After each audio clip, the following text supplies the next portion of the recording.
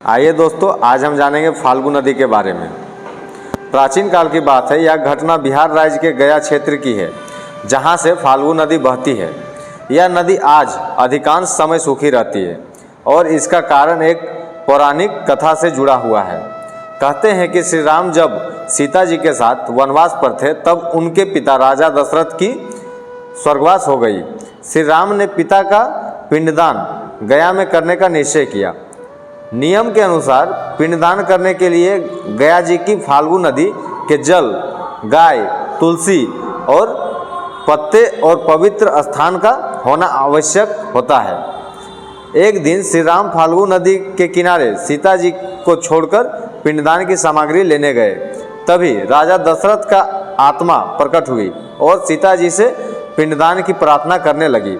सीता जी ने कहा कि नियम के अनुसार श्री राम के बिना पिंडदान संभव नहीं है, लेकिन दशरथ जी की आत्मा ने विनती की कि उनका आत्मा अब और प्रतीक्षा नहीं कर सकता। सीता जी ने धर्म का पालन करते हुए फाल्गु नदी के रेत से पिंड बनाए और पिंडदान कर दिया। साक्षी के रूप में उन्होंने पंच तत्वों को बुलाया: फाल्गु नदी, गयासीर पर्वत, गाय, तुलसी और बरगद का पेड़ और एक ब्राह्मण। जब श्री राम लौटे और पिंडदान की तैयारी करने लगे, तब दशरथ की आत्मा फिर प्रकट हुई और बताया कि उन्होंने सीता जी ने अपने ही पिंडदान कर दिया है। श्री राम को आश्चर्य हुआ। उन्होंने सभी साक्षियों से पूछताछ की। फाल्गु नदी, ब्राह्मण और गायसीर पर्वत ने झूठ बोल दिया और कहा कि उन्होंने कुछ नहीं देखा, जबकि गाय, तुलसी और अक्षयवट ने सत्य की गवाही दी और कहा कि सीता जी ने विधिपूर्वक पिंडदान किया था। सीता जी यह सुनकर क्रोधित हुई और जिन्होंने झूठ कहा उन्हें सभी को श्राप दे दिया।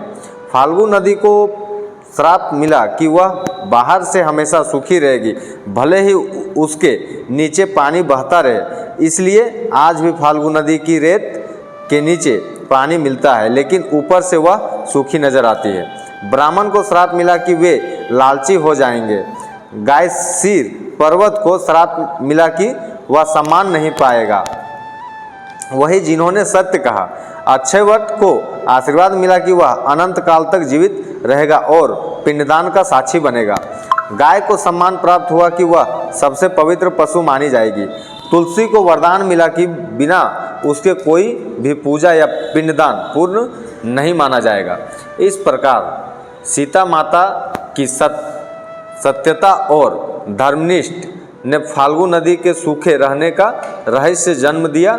यह कथा न केवल श्रद्धा और विश्वास को दर्शाती है, बल्कि यह भी सिखाती है कि सत्य बोलने वालों को सदा सम्मान मिलता है और झूठ बोलने वालों को श्राप। आज भी गया में लोग पिंडदान करते हैं और अक्षयवट व फाल्गु नदी के तट पर सीता जी की इस कथा को सम्मान करते हैं।